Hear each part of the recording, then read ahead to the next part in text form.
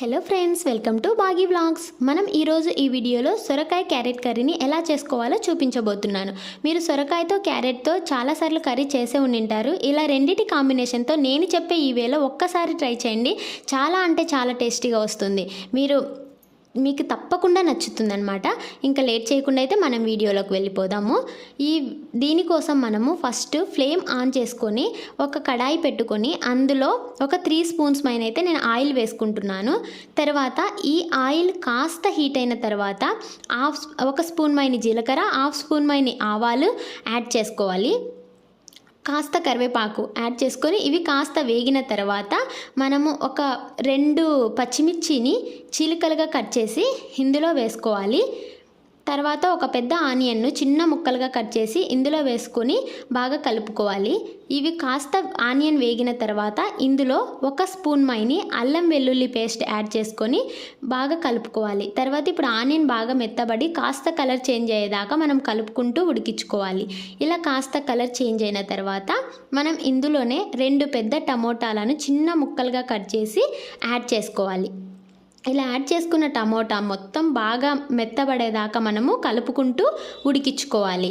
ఇలా బాగా మెత్తబడిన తర్వాత నేను ఇక్కడ 3 క్యారెట్లు తీసుకొని చిన్న ముక్కలుగా కట్ చేసి ఇందులో యాడ్ చేసుకుంటున్నాను.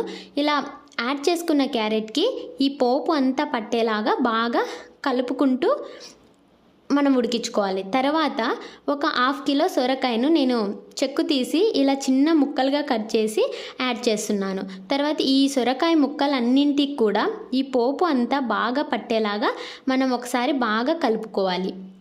ఇలా కలుపుకోవడం వల్ల పోపు అనేది అన్నింటికి బాగా పడుతుంది. అలాగే తర్వాత ఒక 1/2 స్పూన్ పసుపు యాడ్ చేసి మనం ముక్కలకు పట్టేలాగా బాగా కలుపుకోవాలి.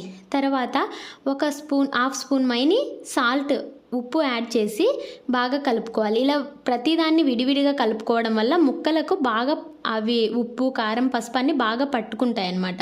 ఇప్పుడు ఒక స్పూన్ మైన కారం యాడ్ చేసి ఇలా ముక్కలకు బాగా పట్టేలాగా కలుపుకోవాలి. నేనైతే ఒక స్పూన్ కారం తీసుకున్నాను. మీరు మీ స్పైసీకి తగ్గట్లు యాడ్ చేసుకోండి.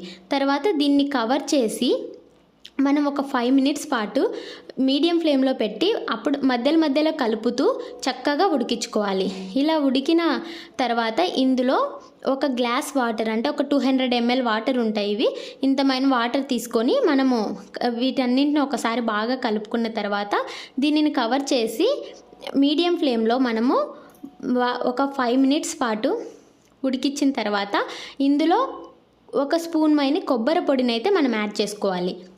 ఇలా కొబ్బరి పొడిని యాడ్ చేసిన తర్వాత ఇదంతా ఒకసారి బాగా కలిపి మళ్ళీ కవర్ చేసి మధ్యలో కలుపుతూ ముక్కలంతా బాగా ఉడికేదాకా, ముక్క బాగా మెత్తగా ఉడికేదాకా మనం ఉడికించుకోవాలి. ఇలా ఒక ముక్కను తీసి ఇలా చెక్ చేస్తే మనకు ముక్క ఉడికిపోయింది అన్నప్పుడు ఇలా చెక్ చేసుకున్న తర్వాత ఇందులో 1/2 స్పూన్ జీలకర్ర పొడి యాడ్ చేసుకోవాలి. తర్వాత ఒక స్పూను ధనియా పౌడర్ యాడ్ చేసుకొని వీటన్నింటినీ కూడా బాగా కలుపుకోవాలి. ఇలా కలుపుకున్న తర్వాత కవర్ చేసి ఫ్లేమ్ అనేది సిమ్లో పెట్టుకొని ఒక 5 మినిట్స్ పాటు మనం బాగా ఉడికించుకోవాలి. తర్వాత ఇలా ఉడికిన తర్వాత దీంట్లో మనం ఫైనల్గా కొత్తిమీరను వేసి మనం ఫ్లేమ్ అనేది ఆఫ్ చేసేసుకొని సర్వ్ చేసుకోవచ్చు. ఇక్కడైతే ప్రజెంట్ నా దగ్గర కొత్తిమీర లేకపోవడం వల్ల నేను వేయలేదు, మీరైతే యాడ్ చేసుకోండి. ఇక ఇలా సర్వ్ చేసుకోవడమే.